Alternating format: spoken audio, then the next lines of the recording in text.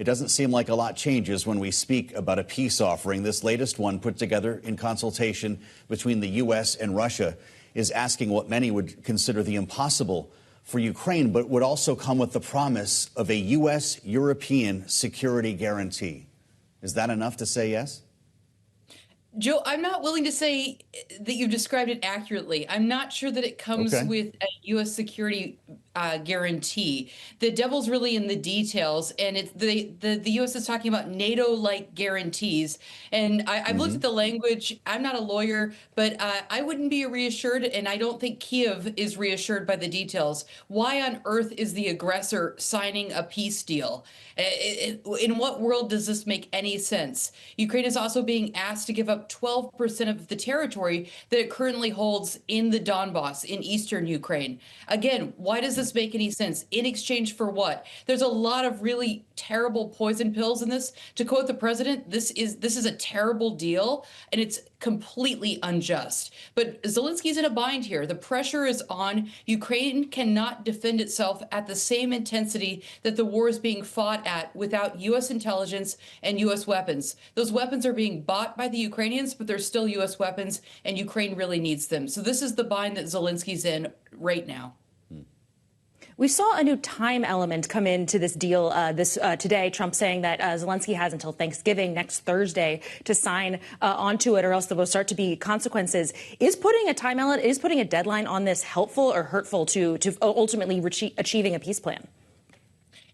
Trump is frustrated and wants to change the narrative. He may have gotten the story that he wanted today with his meeting at the Oval Office with the new mayor of New York City. They've had this new love fest, and I think he's hoping that the media will not talk about the Epstein files anymore. But look, he really needs to change the narrative. He wants a real win. He wants a Nobel Peace Prize, and none of his other foreign policy activities have amounted to much of anything. So he sees finishing the war in Ukraine as worthy of that prize. He's probably right, but he's discovering again how difficult it's going to be. And Zelenskyy is also in a difficult position. Over the last 2 weeks, a major corruption scandal has broken out in Kiev, and it involves key people in his administration. So Putin smells blood, and Putin is a shark. He's an opportunist, and he's going to push this plan through, and he's going to try to get the deal he's wanted. The deal that we're talking about today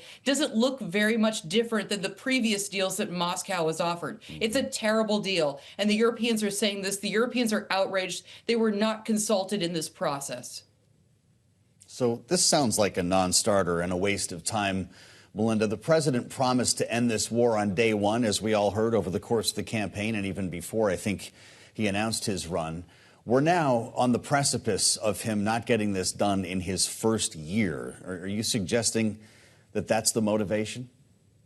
Joe, I think this time is different. So the president he's pulled out blackmail, right? He's saying, if you do not sign this document, I'm going to turn off intelligence support, and the Europeans will not buy my great weapons anymore, and you guys are going to be stuck. Winter in Kiev right now is terrible. It is dark. There are blackouts. There are brownouts. Joe, I'm preparing to go to Ukraine right now, and I'm debating which high-end REI gear do I want to take? I'm bringing lots of batteries. Wow. People are having a hard time staying in place, and it's getting worse. We see strike after strike, and it's not just hitting apartment buildings and innocent children and grandmothers. It's also hitting the grid. The Russians know what they're doing, and they're systematically going after Ukraine's oil facilities so that you can't get oil out of the ground, and he wants to freeze the Ukrainian nation and cause another refugee crisis. You've seen this movie before, Joe. He does it every winter, and he's doing it again.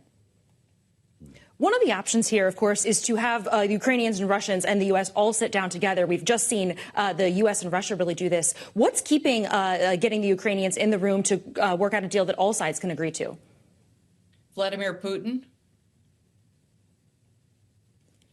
And do we see a situation where they might sit down? There were talks, some weeks ago that we might see that. So look, the dynamic has changed.